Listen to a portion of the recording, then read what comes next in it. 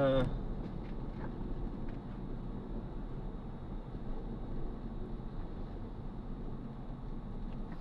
Good afternoon po. Ay, good morning po mga kababayan, ma'am sir. This is Jam, the Filipino channel po, ang inyong lingkod. So today is dali lang po. So today is June 4, 2025 at tayo ngayon ay papunta dyan sa may Tondo. Oh no, traffic Parola Tondo compound area sa may MICT access through Barangay 20 Tondo, Manila. Traffic. At dadalhin natin yan sa may NAIA Terminal 1 Pasay City, Santo Niño, Parañaque. Okay, so magbabalik po tayo mamaya unti. Pag nakuha na po natin sila, disclaimer lamang po. Ang content po natin ay kalsada at hindi ang passenger. Kaya nga naman, sakali man po na may marinig kayo, mga pangalan ng lugar, pangalan ng tao, pangalan ng organizations, government or private man yan, ay wala pong kinalaman ng channel na ito at wala pong pinapatungkulan. Lahat po ng pinag-uusapan dito ay pawang dito lamang po yan sa loob at wala pong pinapatungkulan sa labas. Okay po, so magbabalik po tayo mamaya konti pag nakuha na po natin sila.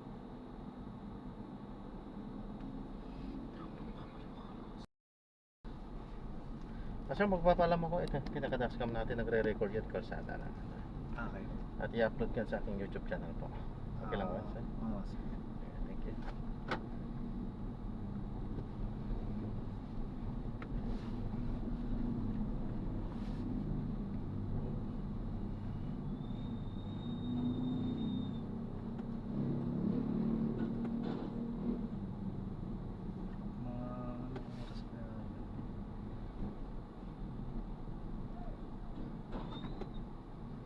Mga ilang minuto kaya to, boss? Accurate ba to, boss? Ay, ano lang po yan? ETA lang yan. Estimated.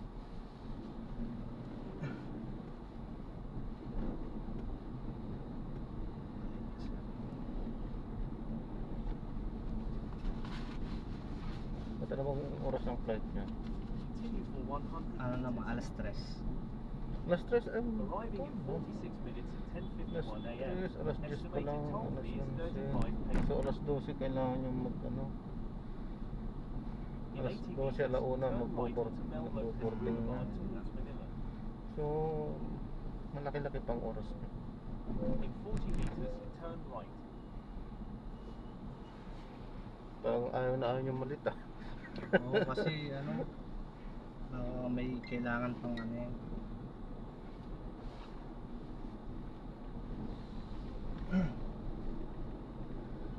Ano ba yan? In 100 meters, Balik mang keep left at 4. anong tawag doon? Boulevard. Bakasyon lang ba? Bakasyon.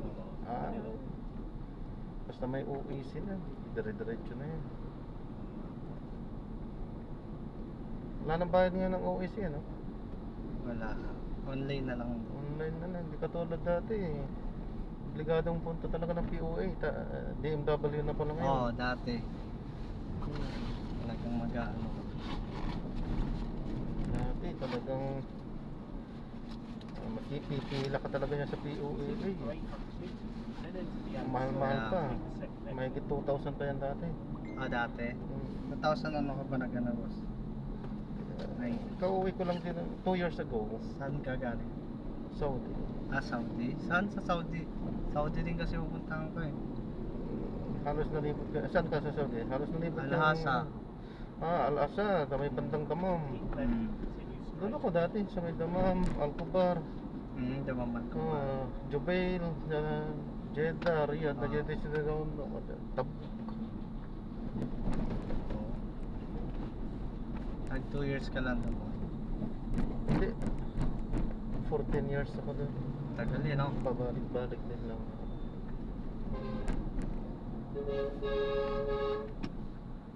Continuous stop. In 300 meters, Pang into ilan the outer na circle yan? and take the second Hmm? exit. Pang ilang balik niya na yan? Ano na eh. Ano kasi ako, 2000 ano eh. 2015. Tagal-tagal na rin. Kaso iba-iba kumpanya, tas ito pang ano na to, pang-apat. Yung ulit, pang-apat na balik ko. Minsan maganda rin yung ganyan kasi pagka mag-i-stick, depende kung may maganda kang mapuntahan na Oo. company, Oo. ibibigay talaga yung nararapat, okay. Pero karamihan kasi dyan sa Saudi, hindi. Hindi talaga binibigay. Wala yung taunang increase. Kaya maghahanap ka talaga para makadagdagan ka eh.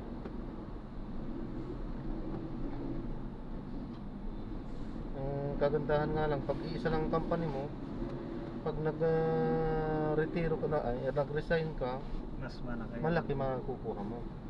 Hmm. Pag nag-resign ka, paabutin mo ng 10 years para mas maganda yung makukuha. Ay, kaso nga lang, pwede lipat-lipat ka, no? Ayun. Dito nga lang ako nagpapakasyon sa kumpanya mo. Ano ba, engineer ka? Hindi, ano, barista po. In 100 Barista? meters, Sa into the restaurant. Hmm. Kano nabigay na yun, yung barista? Ano po, 3.5 na ako ngayon. Fix na yun? Hindi, may ano pa, may overtime. May overtime pa. Okay. Malaki-laki kasi ang mga kasama ko dating 1.8 lang eh. Dati sa ano. 1.8 lang, walang overtime yun. Dati. Saan ka ba dati, boss? Sa? Hindi, yung mga kasama ko sa company. Kasi iba din ng pinaka-latest ko kasi yung parang agency din doon. Ano nang pangalan ng agency? Nakalimutan ko agad yung Kapa sales? Hindi. Kalimutan ko kaagad yung agency ko. Ayan. Baka kalimutin na ako. Agency. Ang hindi ko nakalimutan yung company na pinanggalingan ko, Subcon. Sa company sa may Damam, sa mismong airport. Kami yung mga bus doon. Sabi ko. Hindi siya sa may mismong loob ng airport. Yung mga bus doon, lahat ng bus doon sa company namin yun. Yung dinadala yung passenger doon sa gate hanggang doon sa aeroplano, kami yun. Company namin yun, pinanggalingan ko yun. Tapos huling destino ko sa Saudi In Aramco. 40 meters, exit the roundabout onto Bonifacio Drive. Admin and coordinator ako doon. Supervisor ng coordinator. Tapos for goods ka na, boss. Nag-for good ako for now. Siyempre hindi ko sinasara yung pintuan eh. Kung may maganda-gandang offer, alis pa rin. Pero 2 years na ako dito. Continue for 800 meters. 2 years? Then into Roxas Parang Drive. bago lang din pala, no? 2000 ano? 2003? 23. Abutan ako lockdown dun eh. 4 years ako dun. Sarap. Ang hirap umuwi nun. Ayaw magpa-uwi. Ang mahal ng ticket eh. Saka pahirapan dati. Kaya 4 years talaga. Pero nasurtihan ko dahil sa yung company ko kahit walang may sahod, diretso sahod namin, basic nga lang. Kahit lockdown, yung patulog-tulog lang kami dati, may sahod. Pero talaga nung una, kinabahan na kami. Ano na tayo nito, sabi namin ng mga kasama ko. Kasi syempre, anong asahan mo doon? Patulog-tulog ka eh. Nung katapusan may tinignan na ang mga ATM may laman. Ay, ayos pala. Ayos pala, sana lockdown na lang lagi, sabi ng mga kasama ko.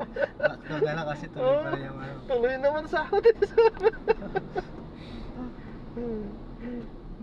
sa 3 to 6 months na gano'n. Yun din talaga sa Pag pero ganun sa siya, iba ng hindi eh. ganun. Sa iba hindi. Sa iba nga, kaya nga, sir, nakakami sa kaman. Sa swerte Sa yan iba nga, talaga. wala. No Wala. work, no pay. Yung iba yung ano, binibigyan na lang ng allowance sa pagkain. At hindi palagi yun. Kaya dumidiskarte nga yung ibang mga Pilipino dun. Siyempre, magugutom eh. Dumidiskarte talaga sila.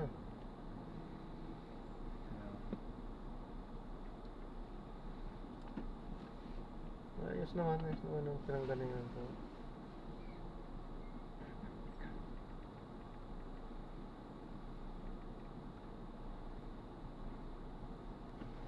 Itong napilahan natin. Ay hindi, tama lang. Kasi may ginagawa pala dyan.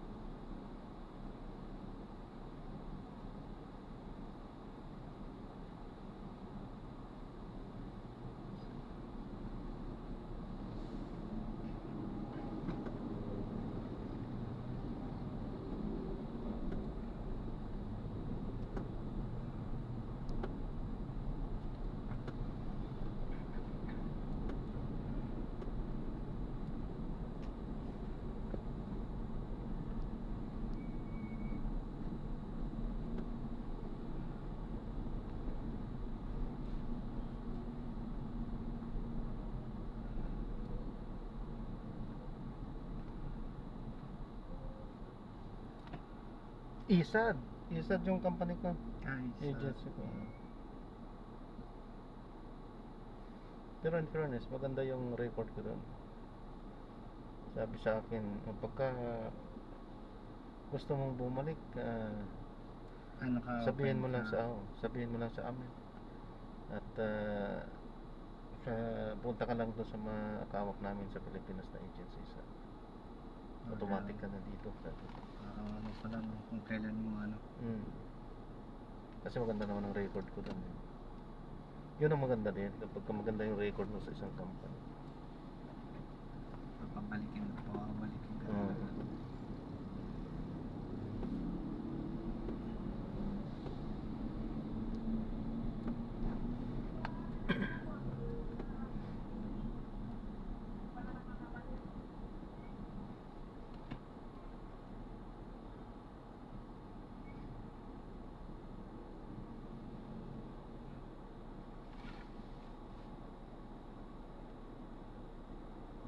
Ilan na ba anak mo? Ilan anak mo?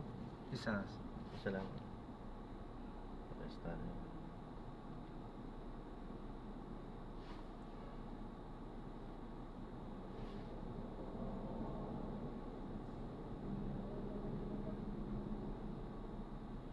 Kapag ganitong medyo mahina ang ano, naiisip ko na rin talaga, upload na lang ulit ako. So, pag ganitong traffic, mahina, nako, aburrido talaga ako. Iba din kasi kapag andun ka, may asahan kang buwan ng sahod eh. Nakasure yun eh. Dito Dito talaga. hindi. Talagang nakadepende sa'yo yung ano, kikitain mo. Pero andito lang talaga yung pera sa Pilipinas. May saka dito kasi, hindi ka tulad pag nagtatrabaho ka, andun na talaga yung sahod. Ito, pag hindi ka kumilos dito, wala. Saka Depende talaga sa'yo. araw-araw mong kakayodin ito. So, hindi mo talaga makikita yung kabuuan pangkita mo sa isang buwan. Kailangan mong ipunin mo for 30 days bago mo sabihin na ito sahod ko. Unlike sa Saudi, hindi, buwanan ka talaga, titignan mo lang sa ATM mo, pero automatic na yun. Nag-a-adjust lang naman sa overtime eh, konti-konti lang naman adjust lang sa overtime.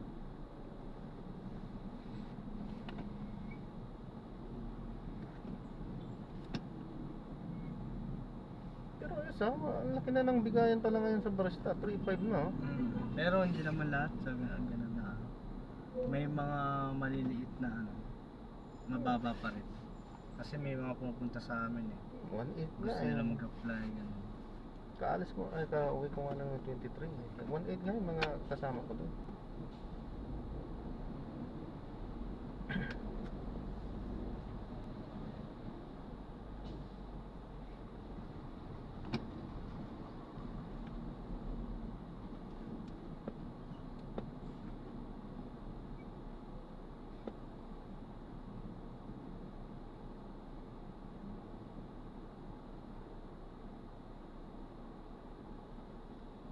Pamangkin ko din. Diyan din sa Regency. Sa Saudi Saudi. Agency. Diyan, Regency Hotel. Barista din siya. Masyado Tapos, na- na-promote siya. Na-promote siya daw bilang manager. Hindi naman niya sinabi sa akin kung magkano yung ano niya. Yung sahod niya nung na-promote.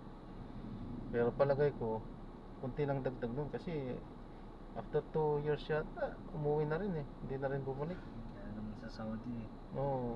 Pag ano ka, konti lang yung dagdag.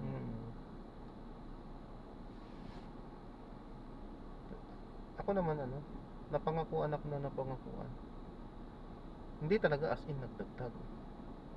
Na-promote ka lang sa trabaho pero sa sahod wala. Wala.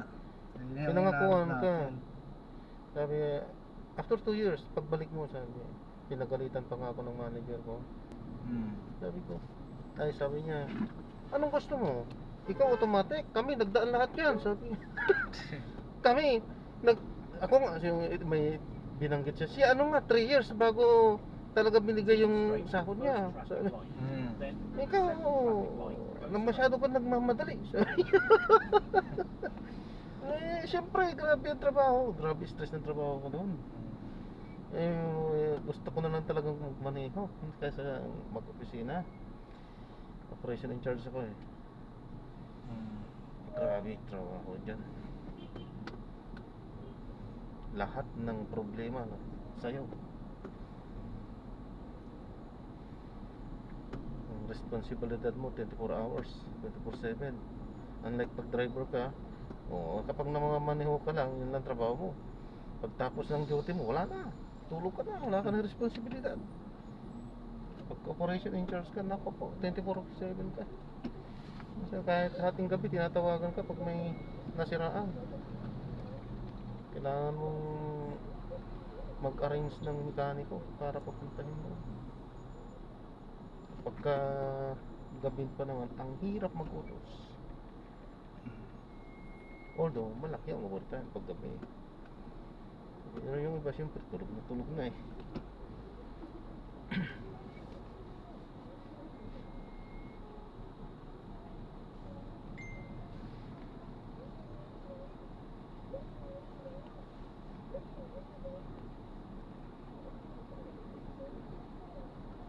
Hanggang sa yun.